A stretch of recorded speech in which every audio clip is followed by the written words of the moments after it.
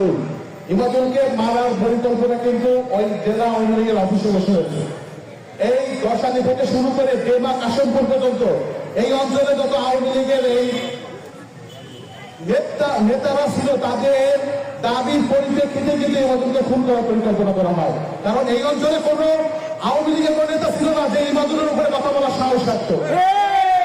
তাই আজকে যারা এখানে মঞ্চে উপস্থিত আছেন, আমার বিশ্বাস বিএনপি থেকে আপনারা নমিনেশন পাবেন এবং ইনশাআল্লাহ আমরা ধানের শীষের প্রার্থীকে জয় করবো। কিন্তু আপনাদেরকে কথা দিতে হবে, এই ইমাদুল সহ আমাদের তানু ভূঁইয়া তাদেরকে এই সাহসী সন্তানকে যারা হত্যা করছে শুধুমাত্র দলের জন্য এরা কিন্তু খুন হয়েছে, এদের হত্যাকারীদের দৃষ্টান্তমূলক বিচার করতে হবে। পরিশেষে সবাইকে ধন্যবাদ জানাই। আমরা শান্তিপ্রিয় মানুষ, আমরা শান্তি আইনের প্রতি শ্রদ্ধাশীল। ইনশাআল্লাহ আগামীতে বিএনপি রাষ্ট্র ক্ষমতায় আসবে এবং এ মাধ্যম শহীদ তানু সহ সকল হত্যাকারীদের বিচার এই মাটিতে হবে ইনশাআল্লাহ।